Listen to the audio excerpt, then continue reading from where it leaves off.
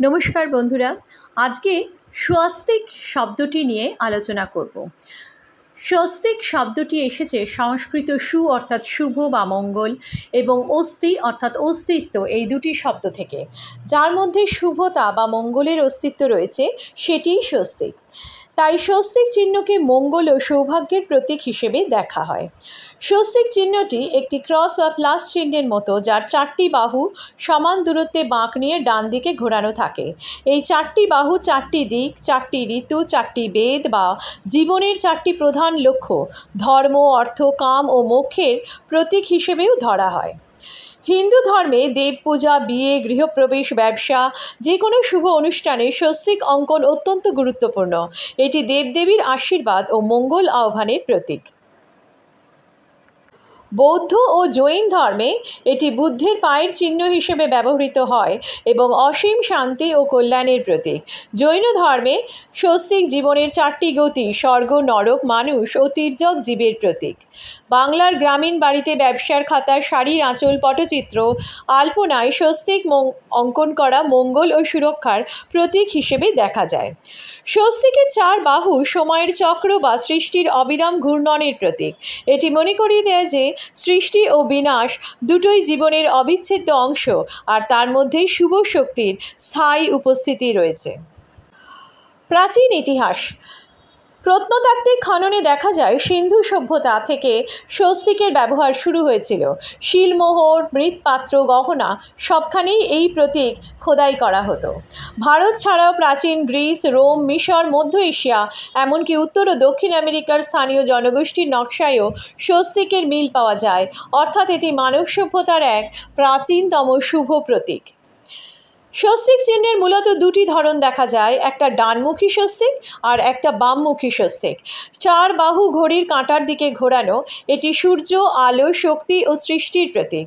বামমুখী স্বস্তিক অর্থাৎ ঘড়ির কাঁটার বিপরীত দিকে বাঁকানো, তন্ত্র সাধনা, শক্তি পূজা বা বিশেষ আচার এই স্বস্তিক ব্যবহৃত হয়।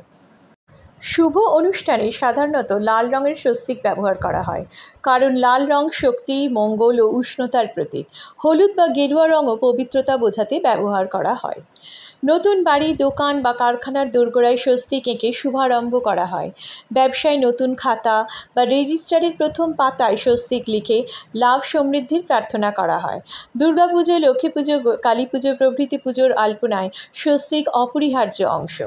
চারটি বাহু চতুর্দিক, চার ঋতু, চার বেদ, চার যুগ নির্দেশ করে। এটি এক অনন্ত চক্রের প্রতীক, যা শুরু ও শেষহীন সৃষ্টির ধারাকে প্রকাশ করে।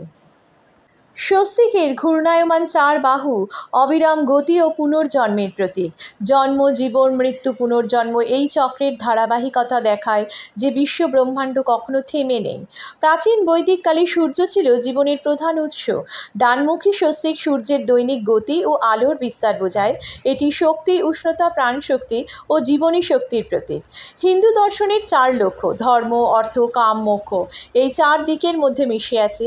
জীবনের পূর্ণতা পেতে এই চার পথই একে অপরকে সমর্থন করে, ঠিক যেমন স্বস্তিকের চার বাহু এক কেন্দ্রবিন্দুতে মিলিত। মাটি, জল, আগুন, বায়ু ও আকাশ এই পঞ্চভূতের মিলনে বিশ্ব গঠিত। স্বস্তিকের কেন্দ্রবিন্দু আকাশকে এবং চার বাহু বাকিগুলিকে নির্দেশ করে। এভাবে এটি সৃষ্টির মৌলিক উপাদানের প্রতীক। চার বাহুর প্রতিটি বাঁক দুই দিক নির্দেশ করে, মোট 8 দিক। কেন্দ্রকে ধরা হয় শূন্য বা আকাশ, উপরে আর নিচে মিলে 10 দিক। ফলে স্বস্তিক সমগ্র বিশ্ব জগতের বিস্তারকে ধারণ করে। কেন্দ্রবিন্দু অর্থ ব্রহ্ম বা পরম সত্তা, সৃষ্টির মূল উৎস। প্রতীক চিরস্থায়ী শান্তি, শূন্য, অসীম সম্ভাবনা। উত্তর বাহু জ্ঞান, আধ্যাত্মিকতা, ধ্যান। দক্ষিণ বাহু দক্ষিণ, শক্তি, ধৈর্য, কর্ম।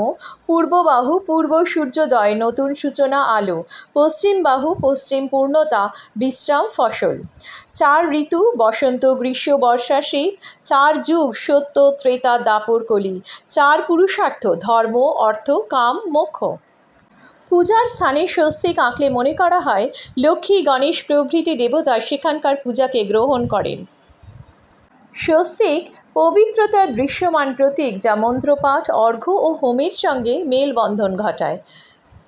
পুজোর সময় স্বস্তিক চিহ্ন ব্যবহৃত হয় শুভ শক্তি ও দেবতার আশীর্বাদ ডাকার জন্য, অশুভ শক্তি দূর করতে এবং পূজার স্থানকে পবিত্র করতে। এই কারণে হাজার বছরের ঐতিহ্যে স্বস্তিক আজও প্রতিটি ধর্মীয় ও সামাজিক অনুষ্ঠানে অপরিহার্য। ভিডিওটি কেমন লাগলো অবশ্যই লাইক, কমেন্ট, শেয়ার করবেন। নতুন বন্ধুরা চ্যানেলটিকে প্লিজ সাবস্ক্রাইব করবেন। আর পুরনো বন্ধুদের অসংখ্য ধন্যবাদ আমার পাশে থাকার জন্য। আজকে এই পর্যন্তই, আবার কথা হবে পরের ভিডিওতে।